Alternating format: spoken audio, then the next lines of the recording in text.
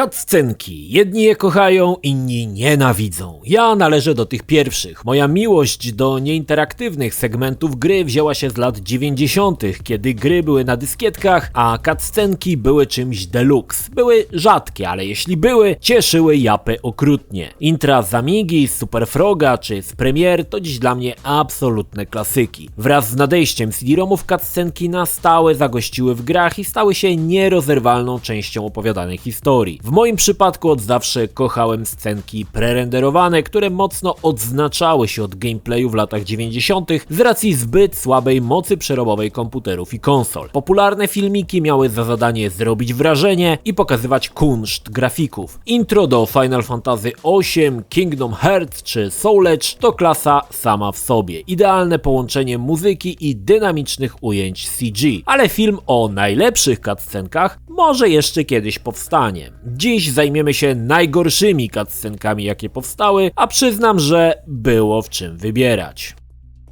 Mass Effect 3. Nikt nie podważa wielkości trylogii Mass Effect. Fantastyczna gra ze świetną historią i niezapomnianymi bohaterami. Jednak zdarzają się nawet w takiej świetnej serii potknięcia. Jednym z nich jest dziwaczny romans Tali z komandorem Shepardem. Przypomnę, że Tali należy do rasy Quarian, którzy mają kiepski układ immunologiczny, wobec czego przez większość czasu noszą na twarzy butelkę po domestosie, która chroni ich przed choróbskami. Przez większość gry Tali nie pokazuje emocji, no bo ma tą butelkę, a to, że mówi, można poznać po tym, że nakrętka od butelki się podświetla na inny kolor. W sumie Shepard może ją wybrać jako swoją miłość, choć nigdy jej nie widział, a przez większość czasu będzie patrzył na domestos. Ale najdziwniejsze w tym wszystkim jest to, że podczas jednej ze scen Tali zaczyna śpiewać piosenkę brzmiącą jak ta z Królewny Śnieżki z lat 30. Nie wiem, ilu z was widziało śpiewającą butelkę pod domestosie, ale zakładam, że niewielu. I ta mina Sheparda, który się zastanawia, co się tutaj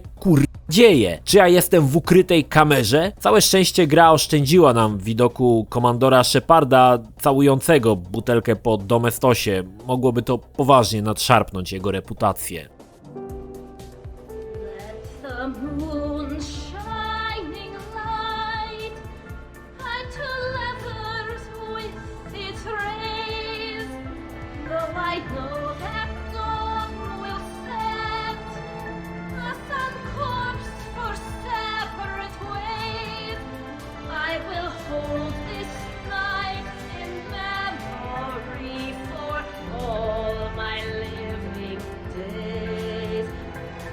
Unmasked, I feel your skin on mine.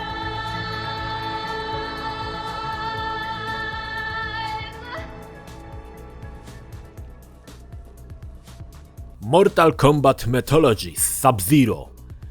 Oj, Mortal Kombat jeszcze zagości na tej liście. Mythologies Sub-Zero to bez wątpienia syf nad syfy, choć szanuję, że próbowano wyrwać się z ram tradycyjnej mordoklepki i zrobić coś na kształt gry platformowej. Jako cel wybrano lubianego przez wszystkich Sub-Zero. Dodatkowo gra obfituje w scenki z aktorami, ale jakość tych filmów to już wyższa szkoła żenady. Mam wrażenie, że reżyser chyba zasnął podczas kręcenia tych scenek. Z całego wachlarza kiepawych filmów wybrałem ten, kiedy Sub-Zero dostarcza mapę swojemu zwierzchnikowi, który jest odziany w wysokiej jakości czerwoną ceratę i maskę z plastiku. No wzbudza to nieziemski szacun widzu. Pojawia się oczywiście Quan Chi, a Sub-Zero postanawia przy nim trochę przewietrzyć pachy, bo przez ostatnich kilka tygodni nosił pod nimi arbuzy z pobliskiej plantacji. Następnie postanawia oddychać tak ciężko, że wygląda jakby mu ktoś w dupsko pakował ogromnego dildosa. Mam wrażenie, że Sub-Zero cierpi na jakąś chorobę, może ma koronawirusa, a może ktoś dla zabawy zapchał mu sraj taśmą otworki w tej śmiesznej plastikowej masce. Do tego ma potężny wytrzeszcz oczu i mam wrażenie, że jedno jego oko ucieka gdzieś w bok. Może dlatego, że to oko należy do klanu Kobry?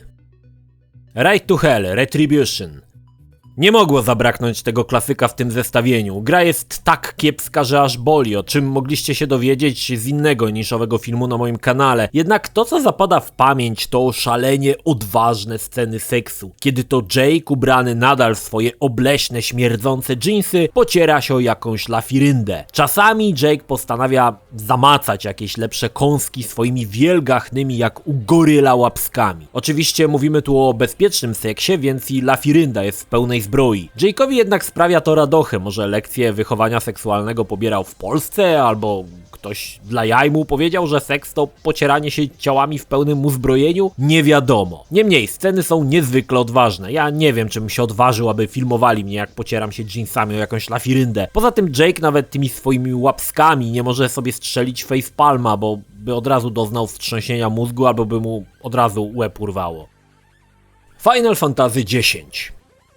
Dziesiątka Finala to świetna gra, pokazywała jakim mocarzem jest PlayStation 2, ale nawet tutaj nie zabrakło cringe'owych scen. Bez wątpienia tutaj na prowadzenie wysuwa się słynna scena śmiechu Tidusa i Juny, którzy weszli sobie na jakiś pagórek i po krótkim dialogu postanawiają się pośmiać. Tak, bez przyczyny, po prostu. Próbowałeś zaśmiać się zupełnie bez powodu? No to spróbuj teraz.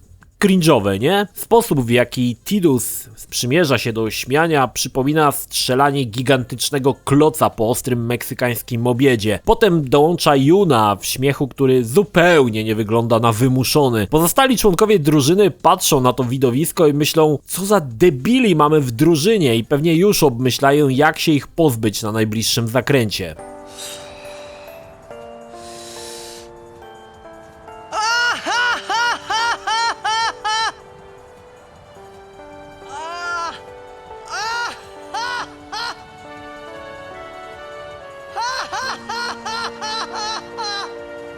You probably shouldn't laugh anymore.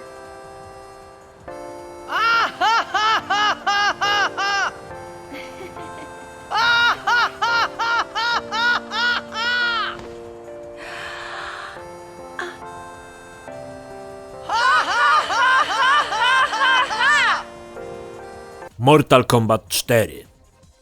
I ponownie witamy Mortal Kombat w zestawieniu. Mortal 4 nie zachwycał ani oprawą i przeniesieniem wojowników w 3D, ani cutscenkami, które są po prostu brzydkie i kiepskie. Niektóre filmy, jak ten z Tanią, która najwidoczniej ma połamane kulasy, zwyczajnie śmieszą. Ale najgorsze bez wątpienia jest zakończenie Jareka, który w zasadzie wygrywa pojedynek z Sonią i jak jakiś kretyn, debil i prostak skacze w przepaść, bo w ostatniej chwili Sonia usunęła mu się z drogi jak w bajkach z królikiem Bugsem. Sonia zadowolona, że już tam dzwoni do bazy, donosi, że wszystko gra, i nagle Jarek ją łapie za kulachę i zrzuca w przepaść. Pytanie, jak to się stało? Przecież widać, że spadł. Za chwilę pojawia się Jack, zbierze Jareka za karczycho i zrzuca w ślad za Sonią. Pytanie, jak Jarek za pierwszym razem wrócił tak szybko na górę? Jaka jest geneza tej sceny? Najlepsze jest to, że zakończenie Soni jest dokładnie takie samo, ale kończy się zanim Jarek złapał ją za kulachę. Myślicie, że w grach recycling to problem? Zobaczcie na to. Lenistwo i pokaz amatorszczyzny level max. Limbo of the Lost. O god damn it. Miałbym problem z wyborem najgorszej cutscenki z tej abominacji, ale chyba zwycięża ostateczna piosenka King of Limbo, kiedy to wszystkie spotkane postaci w grze postanawiają wspólnie zanucić graczowi, że jest królem Limbo. W parze idą głosy postaci podkładane przez aktorów, którzy mieli problemy z głosem, intonacją i pewnie w niektórych przypadkach borykali się z brakiem języka. Animacja tychże postaci została zrobiona przez niezbyt rozgarnięte szympansy. King of Limbo to końcówka, której się nie spodziewasz i która zostawia cię z szokiem wypisanym na japie przez dłuższą chwilę. Po prostu nie wierzysz, że to coś ma miejsce, że to niemożliwe, że chyba ktoś sobie jaja z ciebie robi, ale nie mój drogi przyjacielu, jesteś królem Limbo, a końcowa piosenka dobitnie ci o tym przypomina. Frowns, but I still say he should be crowned the king of limbo. Oh, what more can a poor boy do? Working for the likes of me and you. What more can a poor boy say? But I could use your help in any way. He took his courage to the brink. If it were me, I would turn to drink. Well, that's the reason I think he should be the King of Limbo. Yeah, he had to fit enough sins, but at least he kept his leggy limbs. I think that we should be crowning him the King of Limbo. Take it away with you, baby. That's cool. Infinite Undiscovery. Myślicie, że już nic bardziej cringe'owego niż King of Limbo nie powstało? Uważajcie na to. Infinite Undiscovery to gra, o której mało kto pamięta. RPG, który pojawił się na Xbox 360. Gra mocno przypomina Final Fantasy i miała całkiem niezłą oprawę, ale zupełnie nic nie mogło cię przygotować na Dinner Dance, który wyskakuje zupełnie znikąd i sprawia, że chcesz odgryźć swoją głowę. Zostawiam was z tym całkowicie bez komentarza. No one told me about that. Let's go now. I'm really hungry. Dinner, dinner, dinner, dinner, dinner, dinner, dinner, dinner. James Bond 2, codename Robocod. Były czasy, kiedy James Bond był tytułem kultowym, głównie święcił triumfy na Amidze. Pojawiły się 3 części, druga była chyba dość popularna, bo swojego czasu sprzedawali bundle Amigi właśnie z tą częścią tego pstrokatego, ale sympatycznego platformera. Wraz z nadejściem konsol PlayStation i Saturn postanowiono przypomnieć sobie o podskoczku mułowym, który walczy z doktorem Maybe. Ale z racji, że PlayStation miała na wyposażeniu czytnik CD, postanowiono ulepszyć grę i dodać animowane intro. Intro najprawdopodobniej stworzone przez niewidomego szympansa z porażeniem mózgowym i niedowładem kończyn. Całość oczywiście była przygotowana na profesjonalnym MS Paincie. Oglądanie tego filmu nawet dziś boli i to bardzo. Także czujcie się uprzedzeni.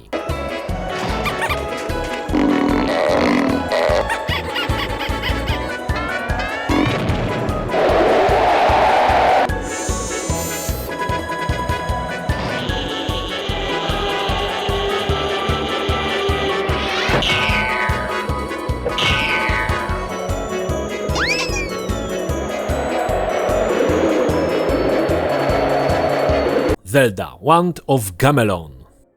Nie mogło zabraknąć legendarnej Zeldy na nie mniej legendarny gniot, jakim było CDI od Philipsa. To, że Zelda ukazała się poza sprzętem Nintendo, zasługuje na odnotowanie. Natomiast to, jak ta gra wyglądała, to już inna para kaloszy. Postawiono na rysunkową animację. Kłopot był taki, że robiły je osoby, które o animacji zbyt wiele pojęcia nie miały. Dziwaczna mimika, najazdy kamery na postacie, podczas gdy tła pozostawały bez ruchu i do tego design, którego nazwanie obleśnym brzmi jak pochwała. Wybrać najgorszą cutscenkę z tego festiwalu gniotów było trudno, ale chyba intro ma największy impact z całości. Link wygląda jak jakiś mega leszcz, któremu w szkole non-stop wkładali głowę do kibla. Towarzyszy mu paskudna Zelda, która najpewniej miała jakieś spięcie w inkubatorze i cała gama ohydnych postaci, które będą wam się śniły po nocach. Star Ocean: The Last Hope. Star Ocean to kolejna gra z gatunku japońskiego RPG, czyli postacie z dziwnymi włosami w randomowych kolorach, truskawkowe czaszki i oczy na pół twarzy. Wszystko się zgadza. Nie zabrakło też całkiem przemyślanego systemu walki i cringe'owej cutscenki, przy której czujesz się niekomfortowo. Słynne nappy time, kiedy to Limey, postać, która wygląda na 6-letnią dziewczynkę, chce się zdrzemnąć z bohaterem Edge'em. Sama sytuacja jest mocno dziwaczna, robi się jeszcze dziwniej, kiedy dziewczynka wspomina o jakimś dziadku, który zawsze z nią w ten sposób sypiał. Nawet postacie poboczne trochę nie wiedzą, jak się zachować w tej sytuacji. Widać, że dla nich to dość niecodzienna sytuacja. Ciekawe, czy w Japonii przeszli z tym do porządku dziennego, zwłaszcza, że ktoś musiał tą scenkę napisać i wyreżyserować. Z drugiej jednak strony taki John Kricfalusi też robił świetne kreskówki. I co się okazało? To już sobie sprawdźcie sami. Hej, a czy ty znasz jakąś obleśną, źle zrobioną, paskudną cutscenkę? Podziel się swoim wyborem w komentarzu.